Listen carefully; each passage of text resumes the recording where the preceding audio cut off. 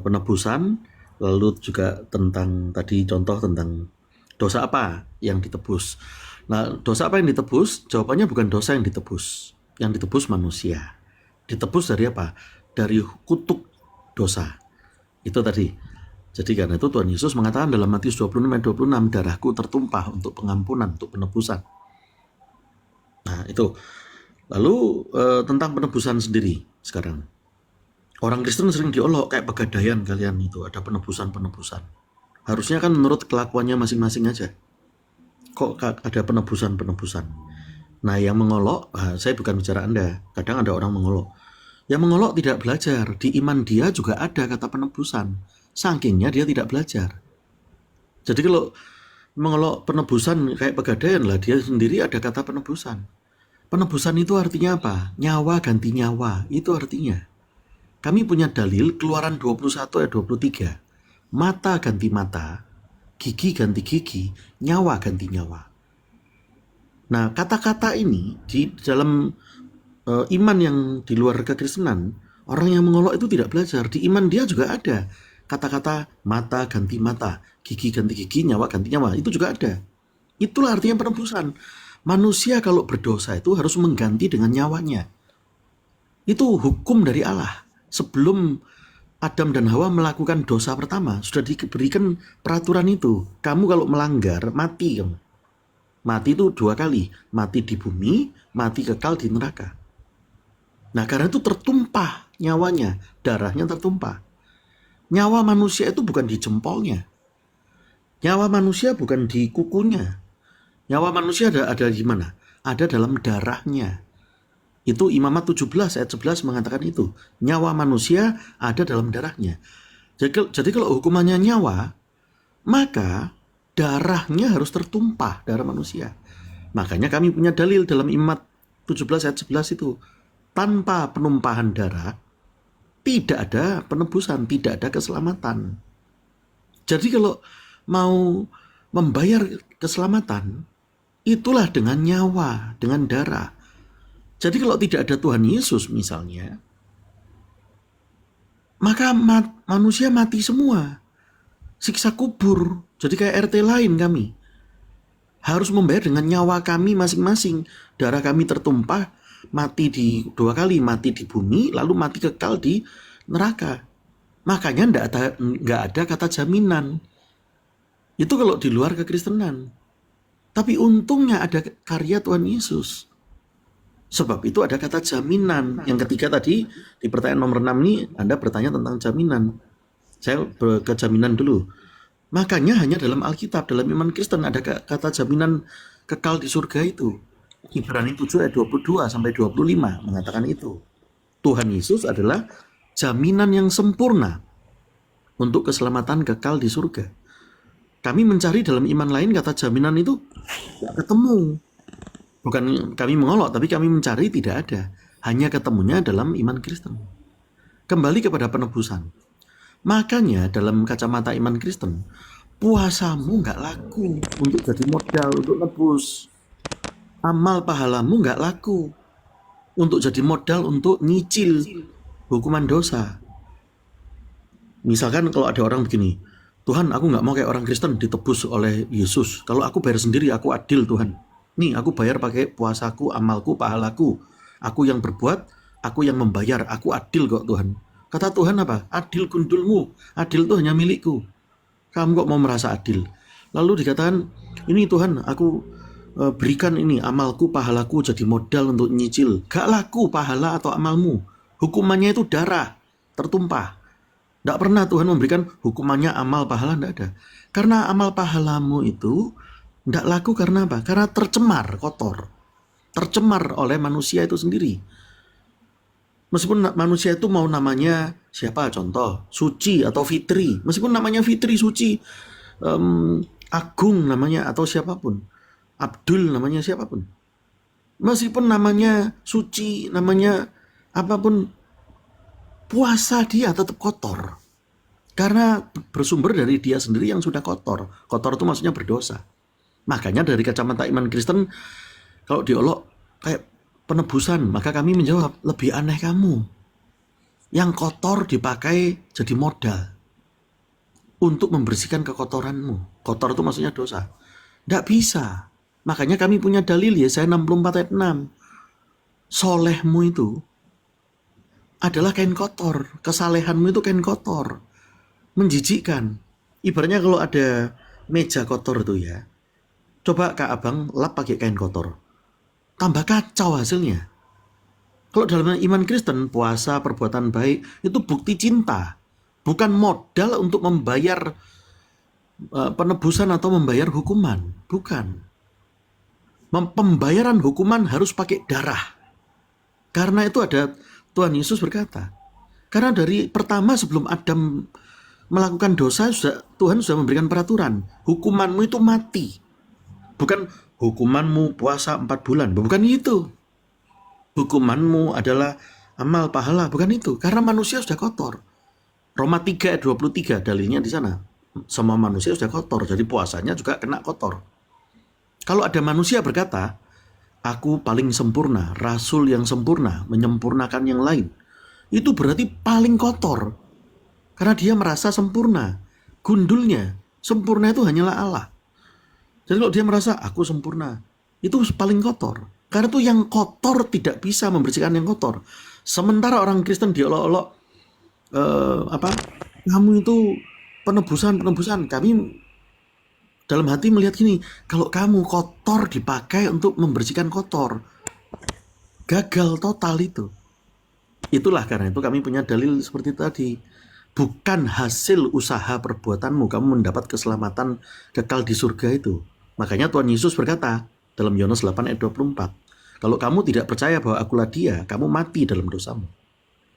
Makanya Allah dalam iman Kristen nusul bukan jadi batu, tapi jadi manusia supaya punya darah yang suci. Karena yang suci hanyalah Allah. Dan pembayaran hukuman harus pakai darah.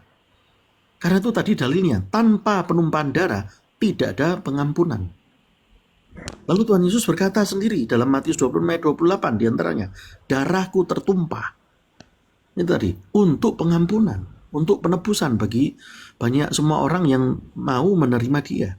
Makanya dia berkata juga, kalau kamu tidak percaya bahwa akulah dia, kamu binasa dalam dosamu. Makanya kami punya dalil Amsal 20 ayat 9. Kalau ada orang merasa puasa jadi modal, ini timbangan kebaikanku. Allah, aku sodorkan, pasrahkan kepadamu. Lalu ini mungkin timbangan dosa-dosa keburukanku. 2 timbangan ini aku pasrahkan ke engkau Allah. Maka dikatakan dalam dalil kami, 2 macam timbangan. Dua-duanya adalah kekejaman bagi Allah. Amsal 20 ayat 9 mengatakan itu. Di Efesus 2 ayat 8 mengatakan, bukan hasil usahamu kamu selamat itu, tetapi karena ada darah yang tertumpah. Dan harus darah yang suci. Yang suci itu bukan baginda dari Arab atau dari Spanyol atau dari Portugal atau dari manapun. Karena mereka semua manusia yang sudah tidak bangkit-bangkit. Dalam iman kami tidak boleh jadi pengikut ajaran orang yang sudah mati tidak pernah bangkit. Dalam iman kami bersumber kepada Sang Firman yang terus hidup. Itulah Tuhan Yesus. Makanya Tuhan Yesus berkata, akulah al-awal dan al-akhir. Wahyu 22 ayat 13 dalilnya di sana. Tunjukkan kami nabi nomor berapa yang bisa berkata akulah al-awal dan al-akhir. Gak ada, hanya Tuhan Yesus. Allah itu sematannya kan adalah al-awal dan al-akhir. Tuhan Yesus berkata akulah al-awal dan al-akhir, Sang Maha Awal dan Sang Maha Akhir. Bahkan dia berkata lebih tegas, akulah Sang Maha Kuasa. Dalilnya di mana? Catat Wahyu 1 ayat 8. Di antaranya di situ. Itu Kak Abang. Makanya bagi kami penebusan itu adalah darah tertumpah. Ibrani 9 ayat 22 juga mengatakan itu. Tanpa penumpahan darah tidak ada pengampunan. Di 2 Timotius 1 ayat 9 mengatakan bukan karena perbuatan. Gitu. Makanya Tuhan Yesus selalu mengatakan tadi, kalau kamu tidak percaya bahwa akulah Sang Juru Selamat, kamu binasa dalam dosa-dosamu, mati dalam dosa-dosamu. Di Yohanes 3:18 mengatakan apa? Yang modalnya kain kotor, mati kekal, dia di bawah hukuman. Di 1 Korintus 1 ayat 18 mengatakan apa? Berita salib itu terasa sebagai kebodohan bagi yang akan binasa.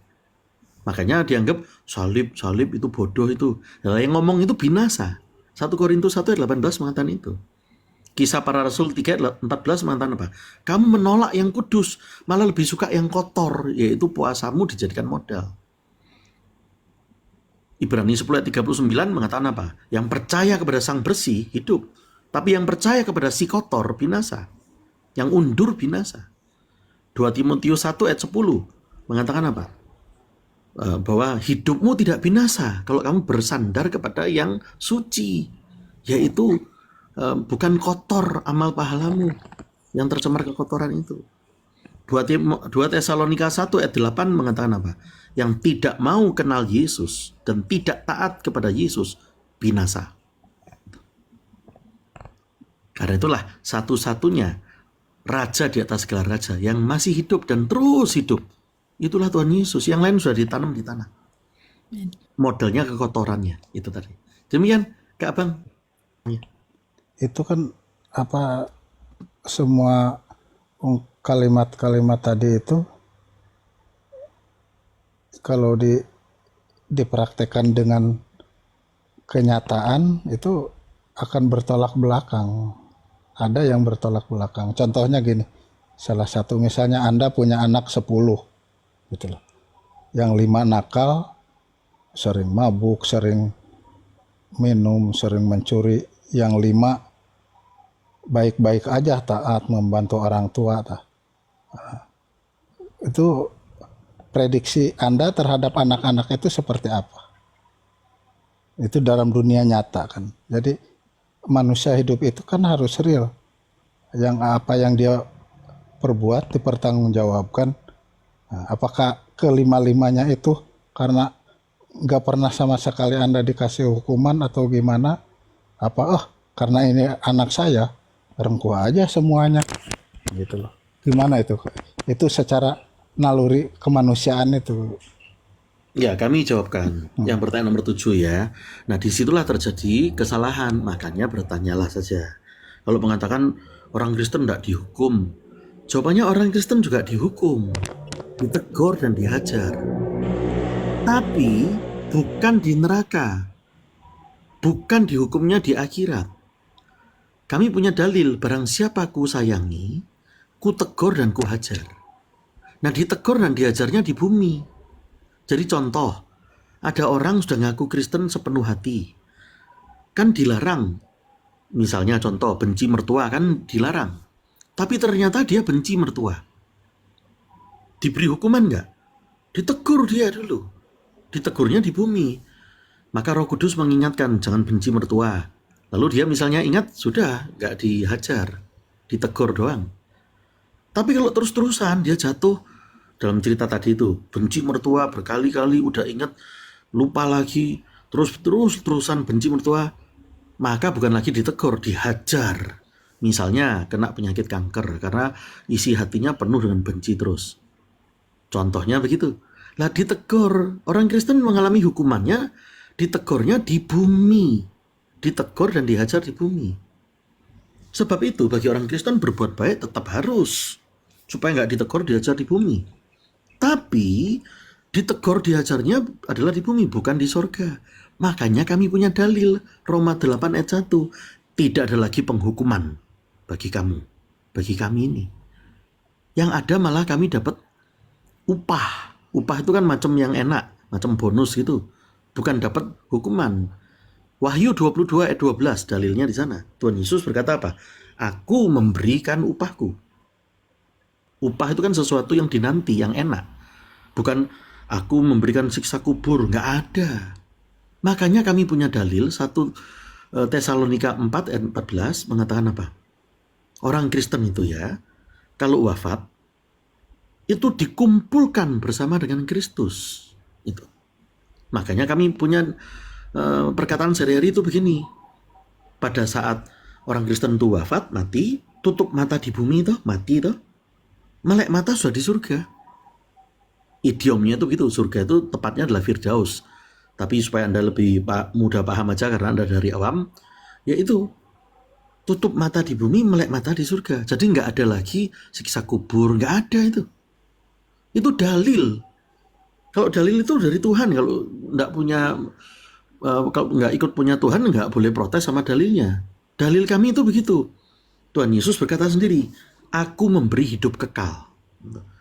Yohanes 10 ayat 28. Barang siapa percaya kepadaku, pasti. Pasti itu berarti jaminan dari Allah langsung. Pasti tidak binasa. Kak Abang dengarkan, segala sesuatu yang mahal pasti ada jaminan. Kalau yang murah, tidak ada jaminan. Ibarat cerita sehari-hari. Karena Anda cowok, saya pakai contoh cowok ya. Cowok suka otomotif. Kalau kita beli otomotif yang murahan, nggak ada. Kata jaminan nggak ada. Segala sesuatu yang mahal pasti ada jaminan. Kalau kita beli otomotif yang mahal dari Jerman, pasti ada jaminan dari yang lebih tinggi. Misalnya dari pabrik Jermannya. Yang memberi jaminan haruslah yang lebih tinggi. Gitu. Makanya kata jaminan ada. Segala sesuatu yang mahal ada jaminan. Yang murahan tidak ada kata jaminan dalam dokumennya. Karena itu kami bersyukur dalam iman Kristen, dalam dokumen yaitu kitab suci kami, tertera kata jaminan itu. Itulah maka salah kalau diartikan orang Kristen ada sisa kubur. Nggak ada. Orang Kristen ditegurnya di bumi. Dihajarnya di bumi. Itu. Jadi bukan diartikan kayak pengertian orang yang suka memfitnah. Enak ya Kristen sudah ditebus, jadi boleh seenak udel mukuli orang atau apa. Nggak ada. Coba lihat. Pernah nggak orang Kristen kalau dia puasa terus teriak-teriak, ayo restoran tutup semua? Nggak ada. Kalau orang Kristen itu misalnya udah ditebus lalu boleh sekarapnya sendiri, seenak udel, harusnya orang Kristen yang meluluh lantakan gedung-gedung ibadahnya agama lain, membawa bahan-bahan untuk meluluh lantakan. Kan begitu, ternyata kan bukan Kristen yang melakukan itu. Nah, sebab itu orang Kristen itu perbuatannya baik karena cintanya itu harus ada bukti, yaitu dengan berbuat baik. Tapi untuk modal di surga, untuk mendapat surga, bukan dari amal perbuatan baik puasa, karena tercemar kekotoran. Itu Kak Abang. Jadi kalau jadikan kuis ya, orang Kristen dapat hukuman nggak? Tidak, karena Tuhan Yesus sudah mengatakan tidak ada lagi penghukuman bagi kamu. Jadi orang Kristen boleh seenak-enak sendiri. Kalau setelah ditebus, nggak boleh. Karena ada dalil, kami akan ditegur di bumi. Dihajarnya juga di bumi. Kalau kami seenak udelnya kami. Itu tadi. Itu berarti bukan Kristen sungguhan. Itu Kak Abang. Saya nggak hafal juga iman mana yang lalu mengharuskan umatnya kena siksa kubur dulu, dicelup-celup api neraka dulu, lalu ditanya kuis-kuis dulu waktu mati. Pastilah bukan iman Kristen. Itu Kak Bang, pertanyaan nomor 7-nya. Itu kalau ya itu kan nyambung jawaban tadi. Itu kalau secara real ya, dari kenyataan yang sekarang dialami dan dipraktekkan kita selagi di dunia ini kan jelas yang orang Kristen maupun orang Islam juga matinya dikubur. Nggak ada orang Kristen melek di dunia langsung kena, berarti matinya langsung dilempar ke surga gitu kan, nggak seperti itu. Realnya kenyataannya kan tetap dikubur kan gitu loh pada realnya, mungkin kecuali orang-orang Konghucu yang langsung dikremasi itu bahasanya. Terus bahasa awalnya sebelum penciptaan manusia itu kan mungkin ada riwayat, ada sejarah. Apakah di Kristen Tuhan itu menciptakan surga dan neraka sebelum Adam lahir itu, apa setelah Adam dulu? Apakah ada penciptaan itu surga dan neraka itu ada? Nah, itu kan sebelum manusia itu berada itu Tuhan menciptakan surga dan neraka. Itu kan lirnya udah jelas ya, yang berbuat baik mungkin ke surga, yang berbuat jelek ke neraka. Terus masalah penebusan dosa itu darah itu, saya kurang memahami itu. Kayaknya kasihan sekali Nabi Adam turun ke dunia langsung menyebarkan dosa ke seluruh turunannya itu kan, kayaknya laknat sekali itu Nabi Adam kalau bahasa gitunya. Itu kan kayaknya nggak masuk di logika kita. Padahal Tuhan menciptakan Adam dengan seperti apa ada kriterianya gitu. Kalau dipandang dengan Adam membawa surga untuk triliunan turunannya, itu kayaknya semua manusia melaknat Adam gitu. Ngapain Adam turun ke dunia gitu loh, mendingan enak-enak di surga, berarti nggak real gitu loh. Penciptaan manusia oleh Tuhan itu nggak cengli dah bahasa umumnya, nggak jujur dah gitu loh. Kalau kalau ada penghapusan dosa terus langsung tanpa melalui disiksa, tanpa mempertanggungjawabkan dosanya. Terus kalau tadi ada bahasa puasa itu bisa menebus dosa-dosa, eh, keyakinan tetangga, kan enggak seperti itu. Itu ada, udah tak bilangin, ada kalimat selanjutnya tetap aja pengampunan dari Tuhan itu, kalau bahasanya kami itu ada apa namanya, kalau bahasa Anda itu Roh Kudus, mungkin kalau bahasa kami itu karunia Tuhan gitu ya. Jadi kita walaupun kita berjungkir balik ibadah tanpa ada karunia Tuhan, gak bakalan tentu masuk surga. Itu kami itu yang menjalankan itu menerima hal seperti itu emang gitu. Karena kami real, bicara di real. Kami berbuat baik, ya seperti tadi saya contohkan tadi, Anda punya anak 5, yang satu maling, mabuk, dan lain-lain, yang lima baik-baik saja, yang 5 berbuat sesat. Apa tanggapan Anda terhadap anak-anak Anda itu secara realnya gitu? Itulah contohnya. Yang nomor 8 ini belum ada pertanyaan. Yang nomor 8 tadi, nanti kalau ada yang naik diinterupsi aja nggak apa-apa. Nah, Siap. yang nomor 8 tidak ada pertanyaan sih Kak Abang, tapi lebih ke arah seperti Anda membela diri atau lalu, tapi saya bantu pertajamkan untuk Anda deh. Tadi Anda sempat ada mengatakan kayaknya nggak real itu. Kata orang Kristen, kata pastor tadi, orang Kristen masuk surga, tutup mata bumi, melek mata di surga. Mana ada itu? Kan nggak real itu. Kan buktinya tubuhnya juga dikubur. Nah, maka kami jawabkan, badannya ya dikubur, tetapi orangnya, rohnya itu ada di surga sampai nanti hari kebangkitan. Surga tepatnya adalah Firdaus. Lalu kalau Kak Abang bertanya, mana realnya ada? Nah, Tuhan Yesus sendiri sudah berkata, itu diantaranya kepada orang yang disalib yang di sebelah kanannya, yang berkata, Yesus, engkau tidak berdosa, tapi kalau aku ini kotor. Nah, justru yang merasa rendah itu yang diselamatkan. Aku ini kotor, aku ini pantas kena hukuman seperti ini. Tapi kalau engkau kan tidak berdosa, Yesus, ingatlah aku lagi. Maka Tuhan Yesus langsung menjawab, hari ini juga engkau bersama-sama dengan aku di Firdaus. Itu nyata, itu dalil. Kalau dalil, jangan dibantah. Anda tidak ikut punya Tuhan, masa membantah dalil? Sama seperti saya juga tidak boleh bantah dalil Anda lalu ngomong nggak nyata. Itu kan ya juga nanti tidak baik. Nah, sebab itu nyata. Nah, dalam iman Kristen karena itu tutup mata di bumi, melek mata di surga. Sebab apa? Kami punya dalil, ada jaminan kekal, ada perkataan dari Tuhan Yesus, ada firman. Itu tadi tidak ada lagi penghukuman. Sudah saya bacakan masing-masing nomornya tadi. Yang ada malah upah. Dan kami nggak punya dalil kayak gini. Masuk siksa kubur dulu, masuk kepada celup-celup api neraka dulu. Nggak ada. Nah, kalau itu sudah nyata, itu tadi. Beda kata jaminan dengan disediakan. Kalau kami bertanya kadang di luar kekristenan, ada nggak dijamin? Yang ada ternyata disediakan surga. Beda dengan jaminan. Kalau sediakan itu kan gini. Ibaratnya orang makan pesta, disediakan makanan. Disediakan. Tapi bukan dipastikan bisa mendapat itu untuk masuk ke dalamnya. Nah, lalu kemudian dalam pernyataan nomor 8 tadi Anda berkata, surga dan neraka kan diciptakan untuk yang berbuat baik dan buruk. Bukan, dalam iman Kristen tidak ada seperti itu. Saya sudah bacakan dalilnya. Neraka itu bagi siapa? Bagi yang tidak percaya Tuhan Yesus. Makanya Tuhan Yesus berkata tadi, kalau kamu tidak percaya bahwa akulah dia, yaitu akulah juru selamat, kamu mati dalam dosamu. Dikatakan oleh Tuhan Yesus itu, Yohanes 8 ayat 24 tadi dikatakan itu.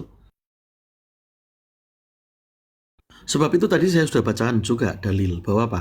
Yang tidak mau kenal Yesus dan tidak mau taat kepada Yesus, maka mati binasa. 2 Tesalonika 1 ayat 8 sampai 9 menyatakan itu. Itu Kak Bang, jadi tidak bisa disama-samakan. Beda sekali. Dalam iman Kristen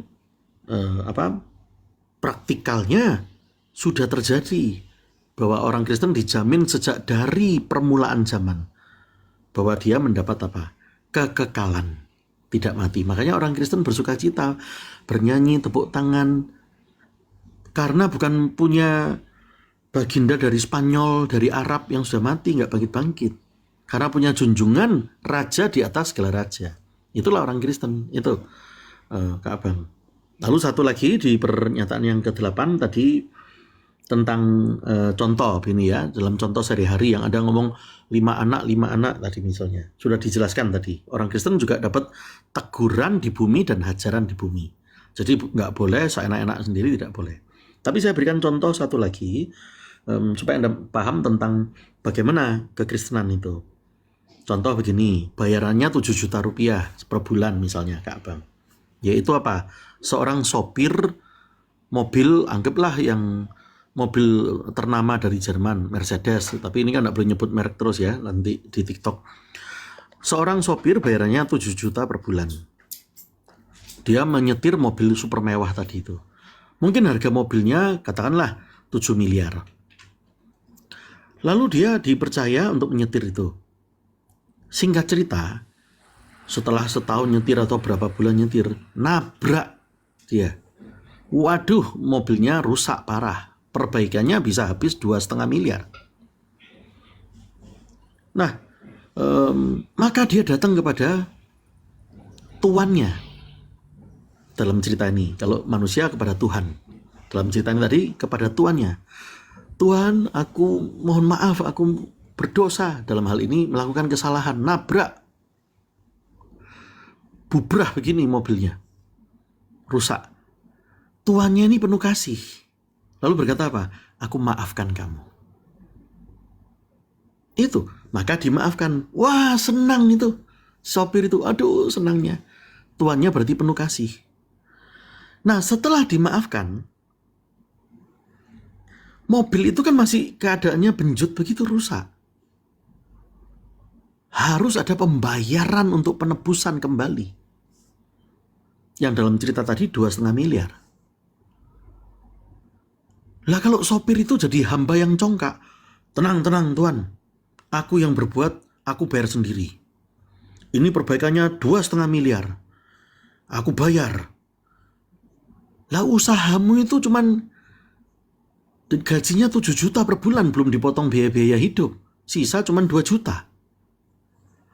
2 juta per tahun itu cuman 24 juta. Ibaratnya kalau disamaratakan dulu, 10 tahun 240 juta. 100 tahun baru 2,5 miliar. Berarti tidak pernah cukup usaha dia untuk membayar hukumannya. Tenang Tuan, aku bayar sendiri. Bayar sendiri gundulmu. Kayak merasa punya modal saja. Tenang, aku bayar. Kalau kepada Tuhan begitu. Dalam cerita tadi sopir. Dalam cerita kepada Tuhan, kalau manusia, tenang Tuhan, aku bayar sendiri. Dengan amal puasaku. Meskipun dia berkata, amal puasa itu bukan yang menyelamatkan. Tapi dia beranggapan amal puasa itu jadi modal untuk nyicil hukuman dosa. Inilah namanya menyaingi Allah tadi. Itulah namanya menjadi apa? Kotor membersihkan kotor. Merasa aku punya modal. Ingat, sesungguhnya semua kita itu tanpa modal. Ingat kata-kata itu, tanpa modal. Jangan menjadikan amal puasamu menjadi modal. Meskipun mengatakan yang menghapus dosa Allah, bukan amal puasaku. Tetapi mengimani amal puasa itu jadi modal. Itu namanya kotor. Tak bisa. Makanya seperti sopir tadi itu, sopir mobil super mewah tadi itu, tak bakal mampu membayar hukumannya. Jangan bergaya mampu lah. Congkak kamu itu. Kamu merasa hamba tapi aku hamba tapi congkak. Aku bayar sendiri Tuhan, tidak mau kayak orang Kristen. Aku bayar sendiri, aku yang berbuat, aku yang adil. Itu hamba yang congkak. Kalau mendengar kata hamba yang congkak, kayak siapa ya? Iblis. Iblis itu hamba tapi congkak. Mau naik kayak jadi Allah. Bisa merasa punya modal sendiri. Ingat, sesungguhnya kita semua tanpa modal. Modalnya orang Kristen bukan kotor, kain kotor atau amal puasa. Modalnya orang Kristen adalah apa? Tuhan Yesus, Sang Suci itu bukan kain kotor. Karena sesungguhnya manusia itu tidak bisa punya modal. Itu pemberian dari Allah. Makanya dalam cerita sopir mobil super mewah tadi itu pemberian dari tuannya. Aku ampuni, tapi untuk kesalahan mobil yang harus ditebus ini, kesalahanmu sehingga mobil harus ditebus ini, aku yang bayar. Itulah kalau Anda analogikan mau disederhanakan, Kak Abang. Sebab itu tidak sama, tidak boleh jadi hamba yang congkak. Hei, orang Kristen ini kok anak ya? Yang betul kita ini hamba. Oh, kalau hamba bukan orang Kristen. Kamu ngaku hamba tapi congkak. Congkak karena apa? Karena merasa punya modal untuk nyicil hukuman dosa. Nah, itu hamba yang congkak. Itulah iblis. Makanya bisa satu agama sama iblis. Sesungguhnya manusia nanti akan satu agama dengan iblis. Iblis akan beragama yang sama dengan kita. CS kompakan. Itu pasti bukan dalilnya Kristen. Kalau ada iman lain yang punya dalil kayak gitu, manusia nanti akhirnya CS-an dengan iblis, silakan. Saya tidak mengolok, silakan. Tapi kalau dalam iman Kristen, tidak bakal manusia itu CS-an sama iblis. Saya juga tidak hafal dalam agama mana yang punya dalil bahwa manusia pada akhirnya akan satu agama dengan si iblis. Yang pasti bukan dalam iman Kristen. Karena itu dalam iman Kristen, iblis itu hamba yang congkak. Nah, kalau yang di luar Kristen menganggap manusia itu juga hamba, tapi juga congkak, merasa punya modal, kira-kira cocok toh? Iblis itu hamba yang congkak, manusia juga hamba yang congkak.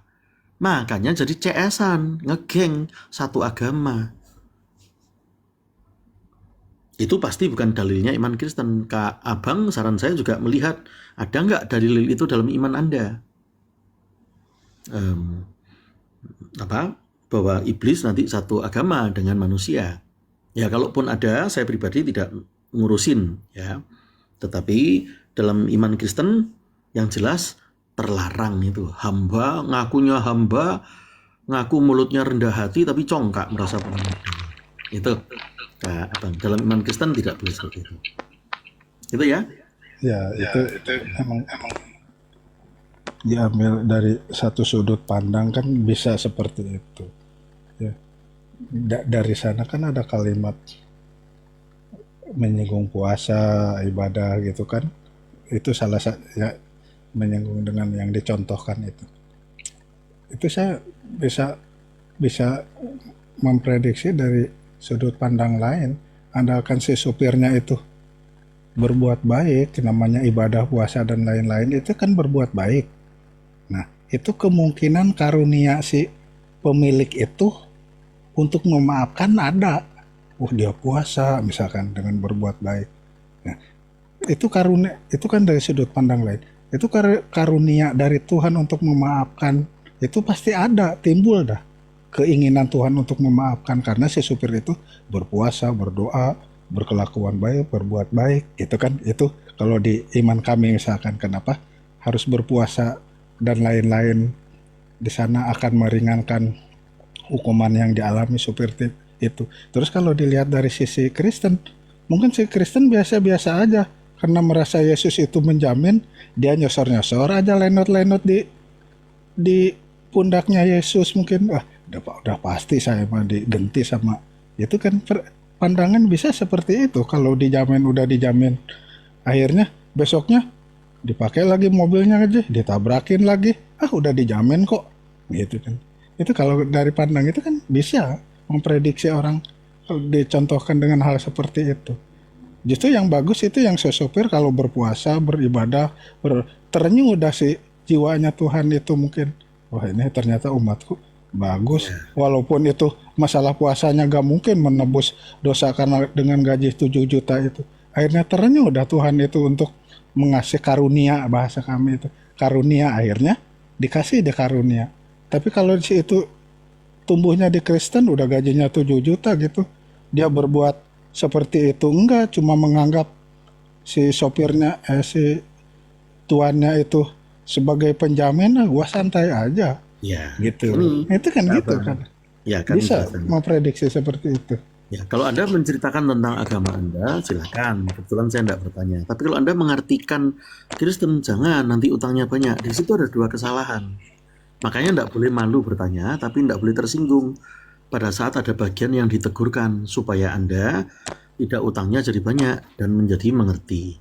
Anda tadi bercerita enak ya kalau ditebus jadi bisa seenak-enaknya nabrak-nabrakin dalam cerita tadi. Saya sudah jelaskan di penjelasan yang terdahulu. Orang Kristen setelah ditebus tidak pernah ada kayak fitnahan itu, wah enak ya udah ditebus, ayo kita seenak udel mukuli orang atau apa. Tidak, karena ada berlaku kami ditegur di bumi dan dihajar. Dalam cerita sebelumnya, saya menceritakan misalkan orang ngaku Kristen, tapi lalu suka benci mertua. Nah, berarti Ya dia itu akan kan masih ditegur masih dan raba-raba dihajar. masalah peneguran itu kan. Apakah itu kena ke sama si orang Kristen yang berimannya baik, apa si orang Kristen yang berimannya jelek kan? Oh, ditegur dengan penyakit ini penyakit itu masih raba-raba. Benar gak ini orang Bukan yang raba-raba, berpenyakit jelek? itu kepastian karena itu Iya, dalil. Kalau dalil banyak itu bukan banyak raba-raba. yang berlaku baik kan kena penyakit kan, apa itu kena kutukan juga kan, sama aja. Ya, karena itu jawabannya Hukum ini. rata-ratanya seperti apa? Yang berlaku baik itu merasa dirinya baik, tapi tetap saja ada ketidakbaikan. Makanya kami punya dalil Roma 3 ayat 23, semua manusia itu kotor. Itu tadi. Jadi tidak ada bahwa orang Kristen setelah ditebus enak-enak udel itu hanya fitnahan dari Anda. Itu keliru di bagian itu. Lalu cerita tadi yang kembali ke contoh yang sopir tadi, wah kalau yang dari kami, kata Kak Abang gitu kan, itu sebelum orangnya apa-apa, mungkin orangnya adalah berpuasa, mungkin majikannya udah jatuh hati dulu, diampuni. Maka dalam iman Kristen, lebih duluan sayang majikannya. Belum orangnya ngomong apa-apa berpuasa sudah saya ampuni. Nah, setelah diampuni, kalaupun orang itu tadi berpuasa atau berbuat baik, setelah diampuni, kan tetap harus ada pembayaran atas ketabrakan mobil itu. Harus ada ditebus mobil tersebut untuk rusaknya itu yang dalam cerita tadi 2,5 miliar. Jadi meskipun sopirnya itu sudah berpuasa, Itu sudah udah karunia Tuhan turun karena melihat orangnya alim gitu. ya Karunia Tuhan makanya turun. Kalau makanya orangnya kurang ajar mungkin karunia Tuhan nggak turun gitu. Kan di situ real. Kalau emang orangnya udah supir, udah nabrak, kurang ajar, mana ada karunia Tuhan ya digodok dulu di neraka jelas kan. Nah, kalau betul, udah itu nabrak betul. ini gitu, tapi Itu di berbuat bagian itu baik, betul Kak Abang. puasa Makanya ya. benar. Makanya ukuran kurang ajarnya kalau dalam iman kami itu gini, bahwa kamu congkak, yaitu merasa bukan dari modalnya Tuhan, tapi modalnya amal pahala. Seharusnya modalnya yang suci, nggak boleh kain kotor. Karena itu yang congkak kayak gitu, itu dianggap kurang ajar gitu. Jadi kurang ajar itu bukan sekedar apa ada dia itu mukul atau mencuri, bukan sekedar itu. Ada yang lebih parah. Kurang ajar itu adalah apa? Modalmu itu kain kotor. Itu kurang ajar di hadapan Allah. Karena urusan apa pembayaran dosa itu urusan dengan Allah. Kalau urusan amal itu dengan sesama manusia. Tapi urusan melakukan pelanggaran itu, ingat ada dalil itu, nyawa ganti nyawa. Jadi kalau seharusnya bagi manusia, kalau berdosa itu, nyawa tertumpah, darah tertumpah, nyawa ganti nyawa. Kata nyawa ganti nyawa itu bukan hanya ada dalam iman kami. Itu Nah, untuk ada dalam penjabarannya iman luas, kami, masih luas itu penjabaran itu.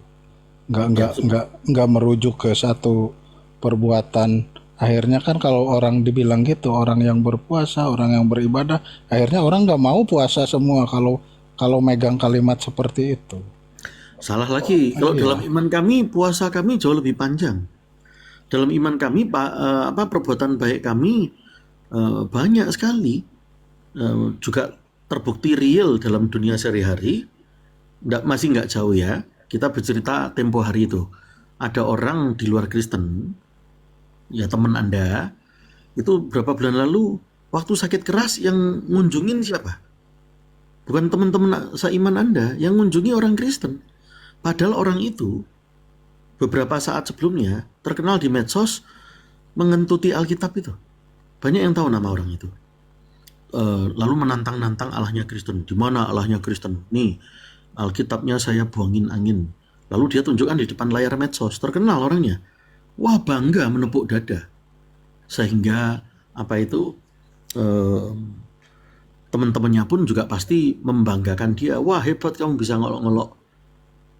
Lalu apa yang terjadi? Dia menantang-nantang Allahnya Kristen. Tidak berapa saat kemudian sakit keras. Setelah sakit keras, ada nggak teman-temannya yang tadi nepuk dada dia itu menjenguk? Tidak ada. Yang menjenguk ya orang Kristen malah. Gitu loh orang Kristen itu baiknya. Lalu singkat cerita akhirnya orang itu wafat. Ya kami bukan menyukurkan ya. Syukur wafat. Itu kami tidak menyukurkan gitu. Tetapi memang ada dalil. Jangan mengandalkan kepada yang kotor lalu mengolok yang suci, yaitu Tuhan Yesus. Ibrani 10:29 mengatakan itu berat hukuman bagi yang mencela Tuhan Yesus lalu mengandalkan kepada kekotoran dirinya, yaitu perbuatan-perbuatannya. Sebab itu kalau Anda mau tanda kutip nih ya, adu perbuatan baik, wah, kami tidak boleh pamer ya, tapi perbuatan baiknya orang Kristen banyak. Ayo sekarang dilihat gini. Di negara-negara maju yang kebanyakan negara-negara Kristen, orang-orang dari negara non-Kristen, dari Syria, Anda tahu Syria itu negara apa? Dari Afghanistan, ngungsi ke negara-negara maju itu, ke Eropa misalnya. Yang banyak Kristennya, yang merupakan negara Kristen. Ke Amerika misalnya. Lalu di tengah jalan, setelah ngungsi jarak setahun, makin kurang ajar mereka. Di tengah jalan tuh ngelok-ngelok Tuhan Yesus. Bikin poster, pakai speaker ngolok-ngolok Kristen. Tapi ada nggak mereka itu dipukuli, ditangkapi polisi? Tidak. Padahal mereka itu pengungsian dari negara non-Kristen. Gampangnya dari negara Muslim, dari Syria, dari Yaman, banyak lagi. Dari negara-negara Muslim datang ke negara Kristen, cari makan di situ, diperbolehkan cari makan, diperbolehkan ngungsi, ngolok-ngolok orang Kristen dan iman Kristen, tapi nggak ditangkap. Itu loh orang Kristen tuh kasihnya kayak gitu. Tapi coba kalau dibalik, negara Kristen ngungsi ke Syria gitu.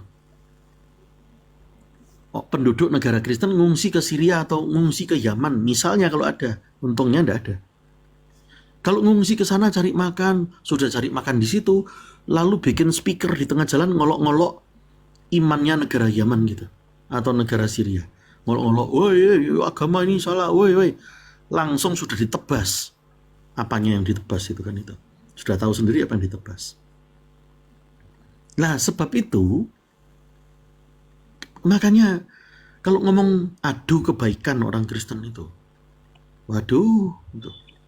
Peristiwa di Aceh, tsunami, kita tahu waktu itu kan Aceh mayoritasnya bukan Kristen waktu itu. Wah, orang Kristen berbondong-bondong, nggak karu-karuan memberikan. Lalu yang terbaru malah, wah ini kok bantuannya ada dari gereja, nggak suka kami. Itu tadi. Sebab itulah, kalau bicara kasih, agama mana yang dalilnya ada jelas? Kami sering bertanya di iman lain, ternyata nggak ada. Bukan kami mengelok ya, tapi kami mencari nggak ada. Yang ada kata-kata kasihilah manusia, juga kasihilah musuhmu. Kami minta dalil itu tegas, kasihilah manusia sesamamu, kasihilah juga yang musuhmu. Itu hanya ketemu dalam iman Kristen. Jadi kalau mengatakan orang Kristen itu enak ditebus lalu seenak udel, nggak ada, tunjukkan. Justru kami satu-satunya yang menemukan hanya dalam iman Kristen. Dalam iman lain kami nggak ketemu. Yang ada kata kasihilah sesamamu manusia, kasihilah juga musuhmu. Itu Kak Bang. Jadi jangan adu kebaikan sama orang Kristen. Nanti malu sendiri. Ini kalau nggak bicara orang per orang ya, bicara perintah dan kenyataan. Itu Kak Bang. Nah, tetapi sekali lagi, kebaikan itu nggak bisa jadi modal. Itu nah Kak Bang. Ayo coba dibalik beneran. Kak Bang sekarang ngungsi misalnya dari Indonesia lalu datang ke negara yang mayoritas Kristen. Cari makan di sana. Setelah agak lama berani kurang ajar di sana. Nggak ditangkap, nggak dipukuli, nggak. Tapi coba kalau dibalik. Waduh, gitu. Baru berkata, junjunganmu kurang sempurna. Oh, udah kejang-kejang pengikutnya. Contoh kayak Nebukadnezar itu kan menganggap diri sempurna. Kalau kita ngomong kepada pengikutnya, junjunganmu kurang sempurna. Kejang-kejang pengikutnya langsung main fisik. Itu nah, Kak Abang. Jadi beda kebaikannya orang Kristen itu karena ada dalil tegas. Beda dengan yang ngaku-ngaku berbuat baik tapi tidak punya dalil, kasihilah sesamamu manusia. Kami rindu ada dalil tegas ditunjukkan kepada kami. Mana? Kasihilah sesamamu manusia. Kasihilah musuhmu. Mana dalilnya? Itu. Sekiranya itu ya, Kak Bang, untuk pertanyaan nomor 9 atau 10-nya itu tadi.